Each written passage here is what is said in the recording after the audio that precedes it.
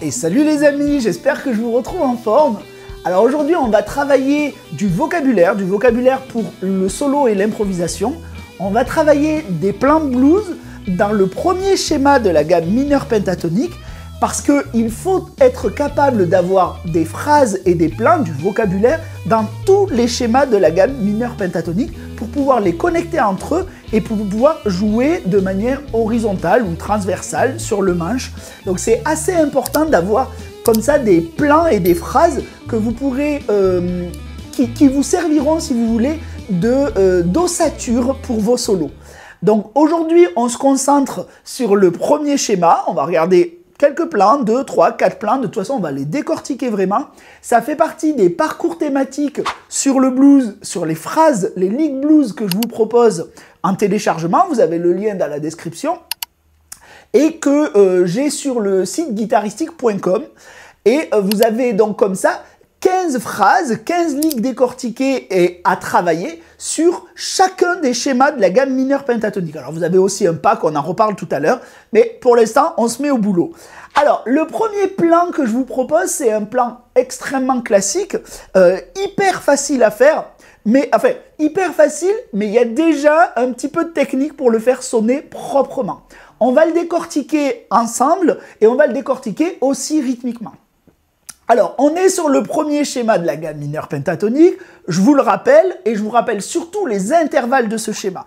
On va commencer en La mineur, donc on va commencer avec la tonique de la gamme, puis la tierce mineure de la gamme, un ton et demi plus loin, la quarte sous la tonique, la quinte, un ton plus loin, la septième sous la quarte, septième mineure, hein, l'octave, un ton plus loin, tierce mineure, toujours dans notre squelette, vous connaissez le squelette maintenant, tierce mineure, quarte, un ton plus loin, quinte sur la corde de si, toujours dans le squelette, septième mineur, un ton et demi plus loin, la tonique, de nouveau, l'octave de la tonique, tierce mineure, d'accord? Fondamentale, tierce, quarte, quinte, septième, octave, tierce, quarte, quinte, septième, octave, tierce mineure. Voilà, donc ça c'est assez important de vraiment repérer les intervalles dans notre schéma de gamme et de pas juste apprendre un schéma en se disant bon 1 4 1 3 1 3. Bon, c'est pas utile parce que le jour où on va vous poser, on va vous donner la contrainte d'aller précisément sur un intervalle ou de comprendre le plan, vous pourrez pas le faire. C'est hyper important, passer du temps à repérer les intervalles. Alors, vous pouvez les repérer en les étudiant comme je viens de vous les montrer. Je trouve pas que ce soit le plus utile. L'idéal, ça va être dans les plans qu'on va regarder, d'étudier les intervalles et de se dire, bon, ici c'est par exemple la quarte que je tire jusqu'à la quinte, ici c'est la septième, ici c'est ci, ici c'est ça. Donc étudier un plan, ça prend du temps, ça se fait pas rapidement au début.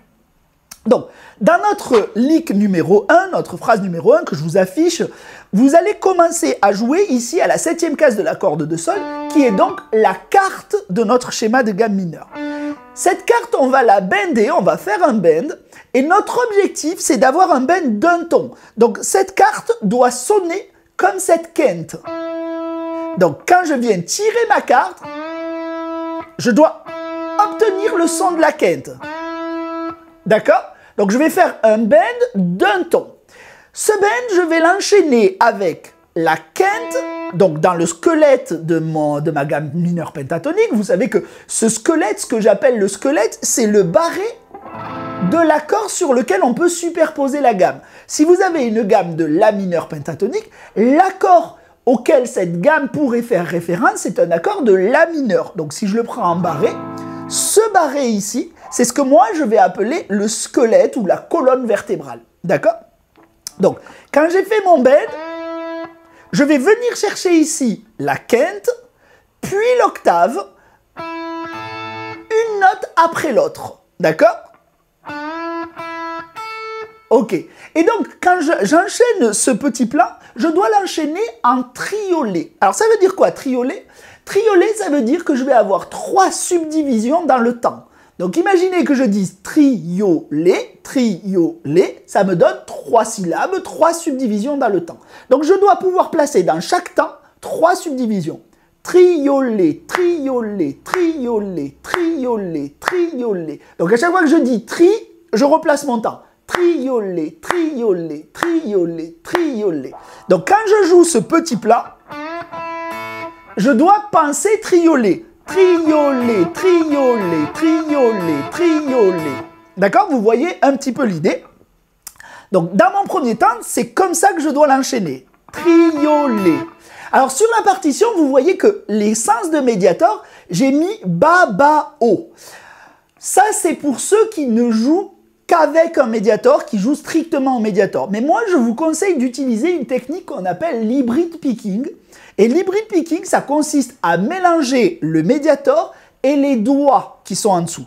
Donc pour jouer ce plan-là, moi, j'utilise cette technique d'hybrid picking, ce qui veut dire que je vais faire mon bend avec le médiator. En dessous, je vais rejouer avec le médiator lorsque je suis sur la quinte. Mais quand j'arrive sur la tonique ou l'octave, je vais utiliser mon majeur. Oh, il était un petit peu faux, mon bend, là. Voilà, vous voyez, quand je suis sur ces deux cordes ici, là, sur l'espèce de double stop de la quinte et de la tonique, je vais faire médiator, doigt en alternance. D'accord? Donc vous pouvez vous entraîner à ça, c'est déjà une technique à part entière sur laquelle il faut s'entraîner, mais vous pouvez faire médiator tout simplement. Et puis, dès que j'aurai fini ma tonique ici, je vais avoir deux croches à jouer, et ces deux croches, je vais les jouer en pull-off, c'est-à-dire que je vais venir placer mes deux doigts sur la corde de Si dans mon schéma de pentatonique. Donc, respectivement, j'ai la quinte sous mon index et la septième mineure sous mon auriculaire.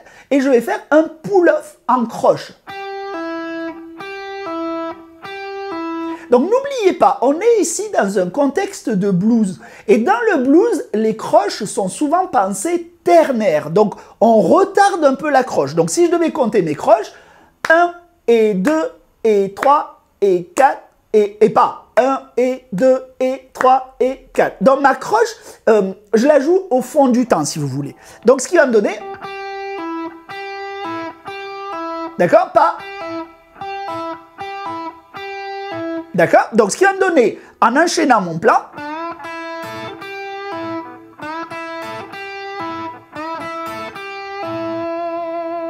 Ok, là je peux rester sur un vibrato pour faire tenir la note, c'est ce qui est marqué sur le plan.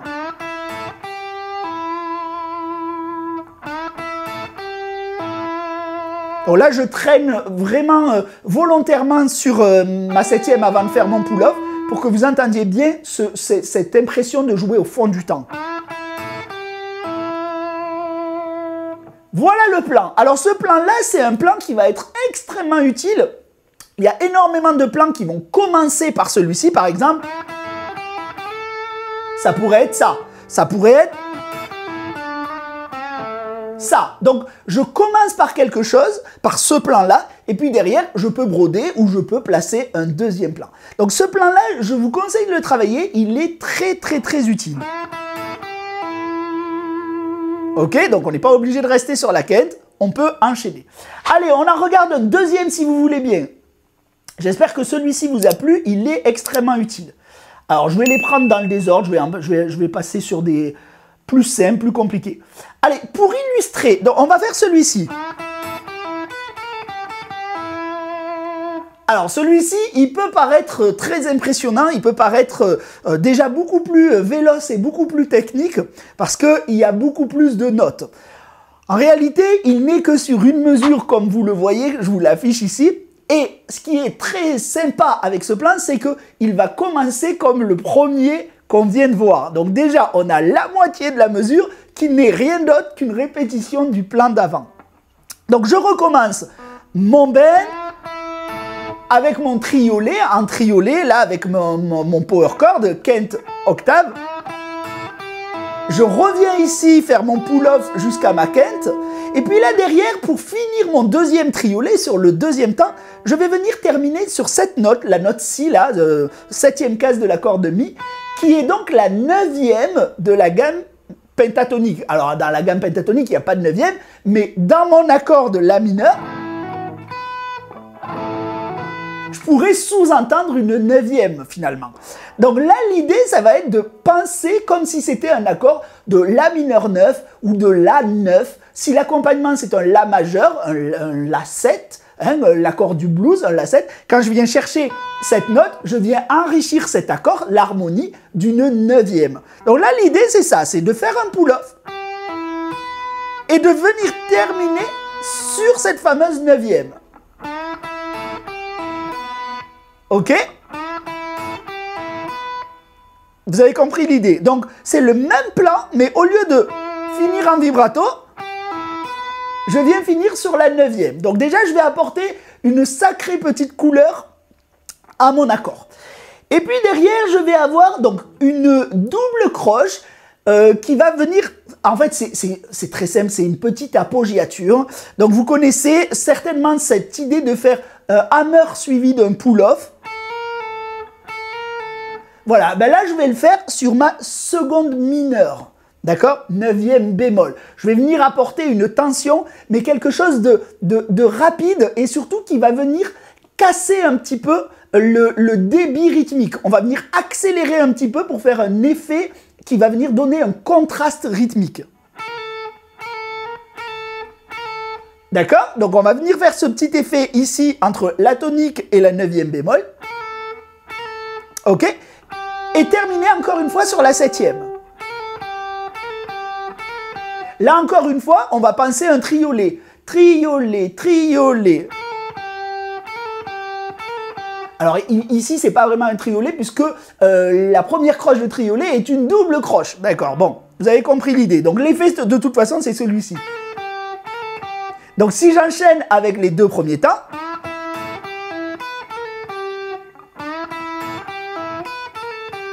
sympa, hein, c'est déjà sympa. Hein, là, déjà, on a cette impression qu'il y a beaucoup de notes qui sont jouées, alors que c'est très simple. Hein, le premier plan était très simple, et on rajoute ce petit effet qui n'est pas très compliqué non plus. Et on va venir terminer comme la fin du premier plan. On retourne sur notre tonique, notre octave, et notre pull-off. Donc ça, on l'a déjà fait dans le premier plan.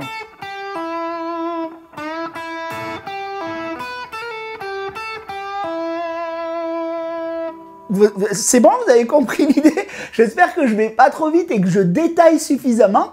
Mais en fait, j'ai pas grand chose à détailler puisque c'est quasiment la même chose que le premier plan qu'on rallonge avec ce petit effet-là.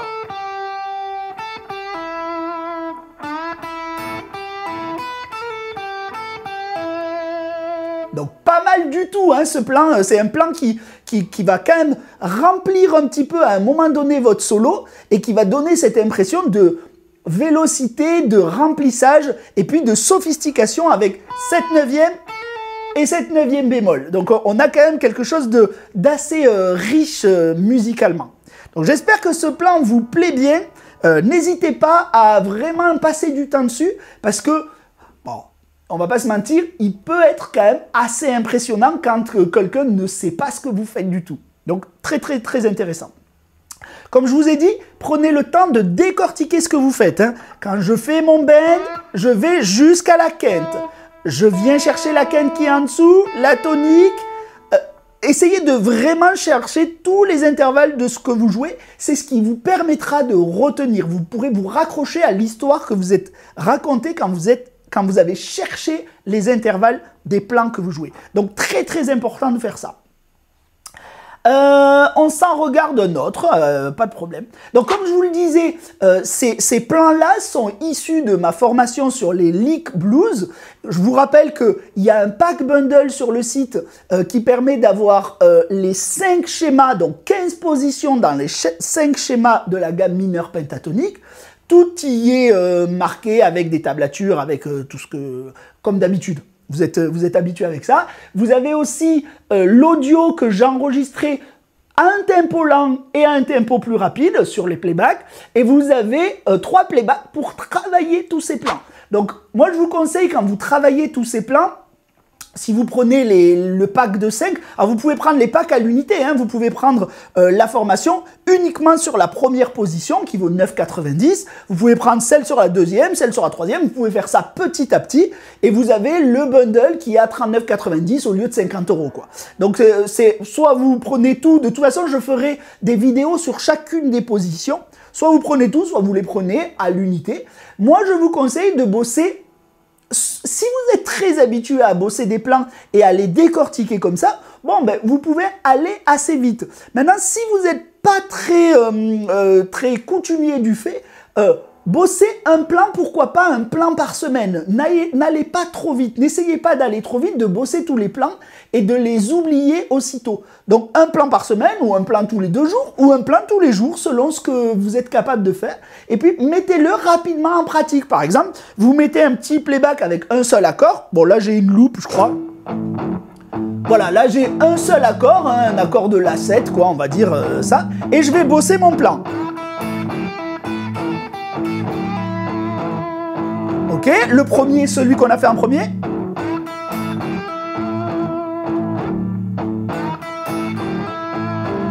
Le deuxième. Encore. Hop, je démarre. Oh, il était pas très beau celui-là.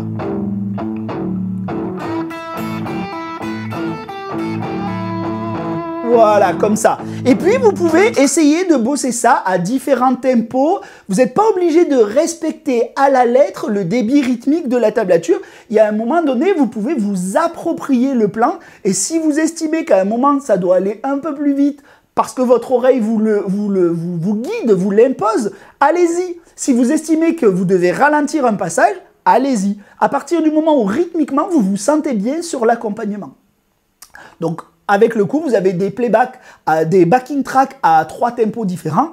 Allez-y, bossez dessus tranquillement. Allez, on s'en regarde un autre.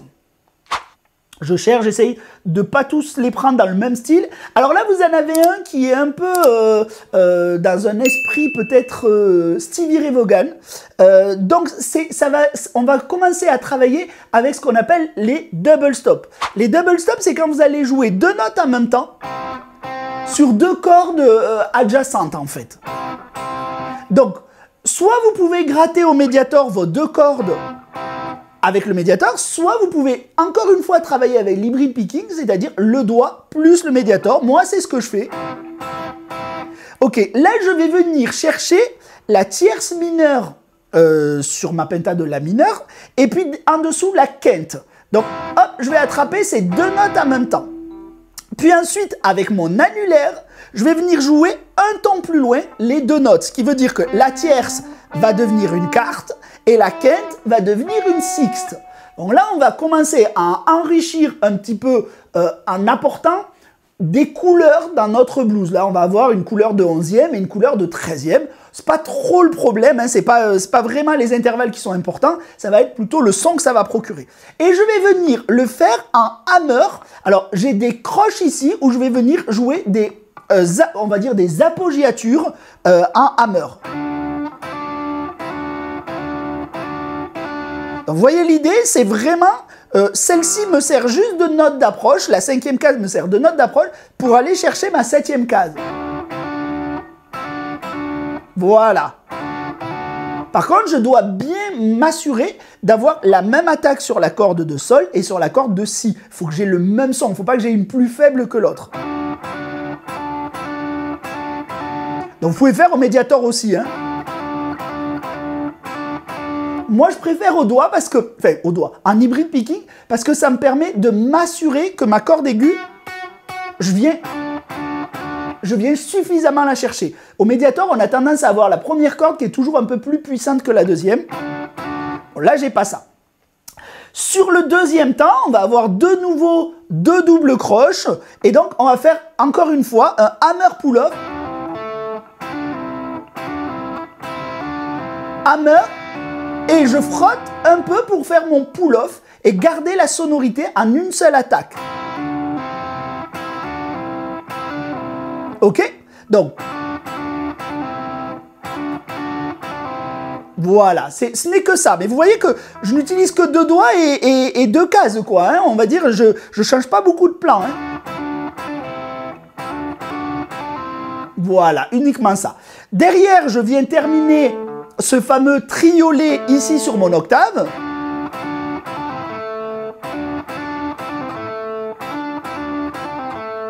Et puis, je viendrai terminer mon plan sur la tierce mineure ici.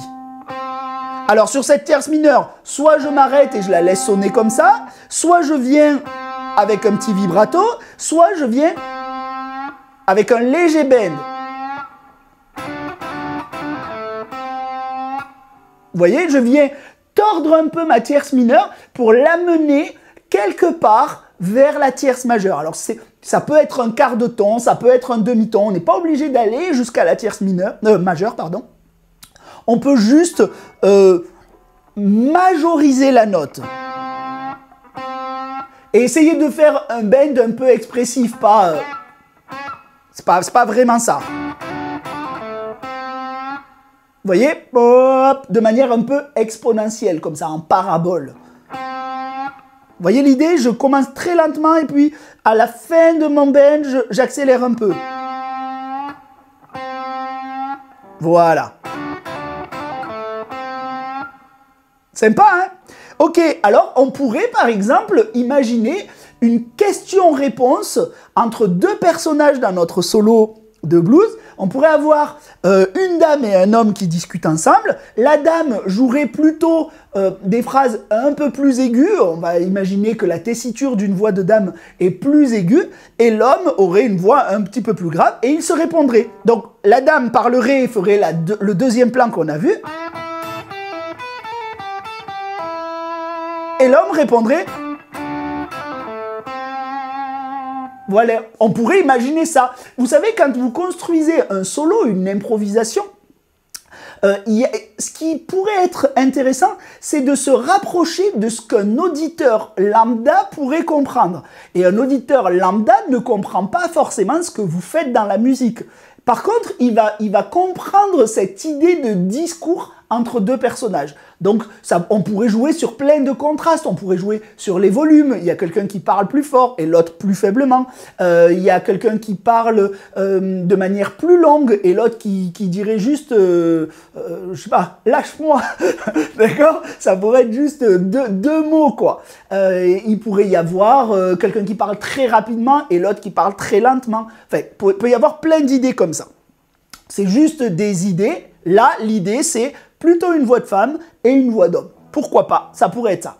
Donc voilà déjà le 3e plan, plutôt cool, qu'on peut tout à fait enchaîner, comme je vous l'ai montré. Alors, l'idée, c'est peut-être pas de jouer dans un solo des plans les uns après les autres. Ce qui est important, c'est de bien travailler ces plans, de bien les décortiquer, parce que vous pouvez vous servir que d'un bout de chaque plan.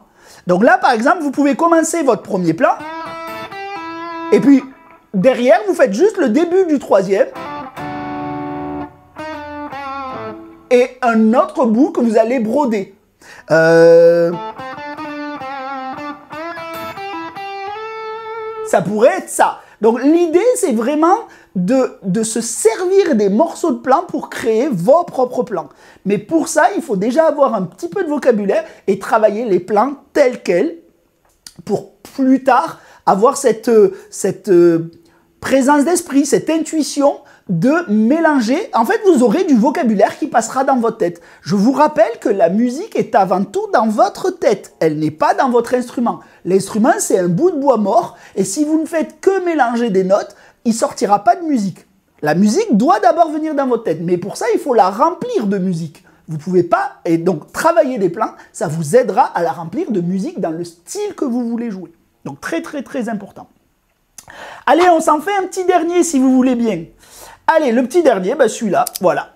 Donc, on va commencer cette fois-ci, c'est le plan 8, le lick 8. On va commencer ici sur la tonique, ou l'octave de la tonique, hein, si vous voulez, de notre gamme mineur pentatonique, 7e case, corde de Ré. Derrière, vous allez voir ce qu'on va faire. Vous voyez que à partir de la 2e double croche, vous avez une liaison qui est assez énorme. Alors, cette liaison, elle sous-entend qu'on ne réattaque plus les notes. Donc là, regardez, je joue ma tonique, Je viens chercher la tierce mineure. À partir de cette tierce mineure, je n'attaque plus avec mon médiator. Donc je vais devoir jouer soit des hammers, soit des pull-offs, soit des slides, soit tout ce que vous voulez, mais je n'attaque plus. Là, ici, je vais devoir venir chercher la carte qui est à la 7e case, donc je vais venir la chercher en hammer. Ok?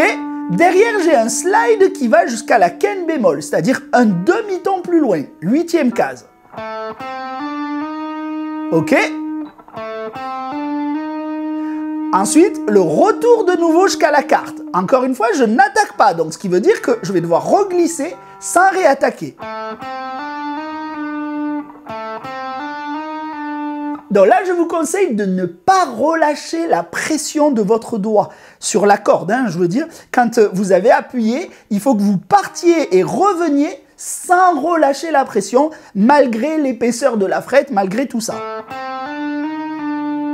Ok, là ici, je ne réattaque toujours pas. Je viens placer mon index sur la tierce mineure, c'est-à-dire un ton avant ma carte, pour pouvoir faire un pull-off.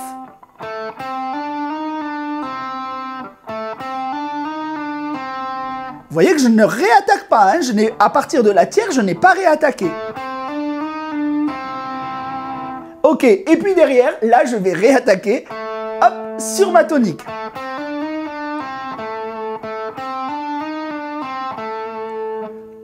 C'est bon pour vous?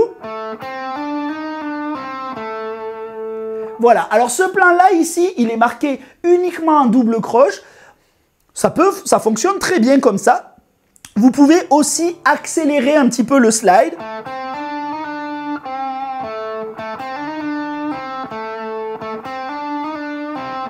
Vous voyez, vous pouvez, cet effet-là, le faire un peu plus rapidement. Et puis, derrière, vous pouvez le faire beaucoup plus lentement. C'est vous qui décidez un petit peu le débit. Au début, travaillez-le de manière très régulière, comme c'est noté. Et comme vous l'entendrez dans les enregistrements audio que je vous propose avec le cours. Parce qu'au départ, c'est le geste qui va compter, c'est la propreté, c'est la vélocité, c'est la force, etc. Et puis derrière, vous allez pouvoir enchaîner tous ces plans. Alors, vous pouvez par exemple commencer par le premier, enchaîner avec le troisième, recommencer avec le deuxième,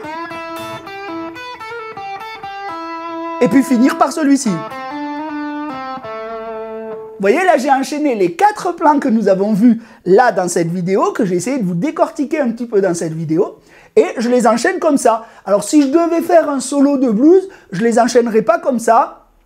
Je broderai au milieu, je me servirai d'un bout de l'un et d'un bout de l'autre, je m'écouterai jouer et je verrai si ce que je viens de faire nécessite un deuxième plan derrière ou si je devrais partir dans une autre direction. Simplement, si vous aviez du vocabulaire comme ça dans tous les schémas, par exemple, vous voyez, là je suis dans le deuxième schéma de la gamme mineure, ça sera beaucoup plus facile de répondre à un premier plan si vous allez chercher un autre plan ailleurs. On pourrait imaginer un plan qui est ici. Donc l'idée, ça va être de répondre sans rester dans la même zone et sans rester toujours bloqué dans nos schémas, dans le premier schéma, celui qu'on connaît, parce qu'à un moment donné, ça va se répéter, on va l'entendre, etc. Voilà, j'espère que c'est pas trop difficile, j'espère que ça vous plaît. C'est un premier pas pour rentrer dans l'improvisation, puisque vous n'avez pas besoin là de penser en permanence les intervalles, comme je vous le dis d'habitude dans l'improvisation, pour suivre l'harmonie, de suivre les tierces des accords ou de suivre les arpèges des accords, les triades, pourquoi pas. Ici, vous pouvez commencer à construire vos impros à partir de plans. C'est hyper cool et il faut des plans solides, des bons plans, des plans qui fonctionnent bien. Donc c'est ce que j'essaye de vous proposer avec mon cours. N'hésitez pas à le télécharger, je vous le rappelle, le lien est dans la description ou dans le premier commentaire épinglé de cette vidéo. J'espère que ça vous a plu. Dites-moi en commentaire si ça vous a plu, si vous arrivez à les travailler. Dites-moi les plans que vous préférez dans ce document. Dites-moi où vous en êtes. Voilà, j'ai besoin de savoir où vous en êtes pour travailler avec vous. Je vous remercie, merci à ceux qui me soutiennent, merci à ceux qui commentent, merci à ceux qui s'abonnent. Please, abonnez-vous, likez la vidéo, c'est hyper important pour l'algorithme de YouTube. Et puis activez la cloche pour être notifié des prochaines vidéos à venir. Je pense que je fais régulièrement des vidéos et que c'est plutôt cool de voir qu'il y a du contenu qui sort. Le cours, vous avez vu où il est. Bah merci, j'ai tout dit. Bye bye, à la semaine prochaine.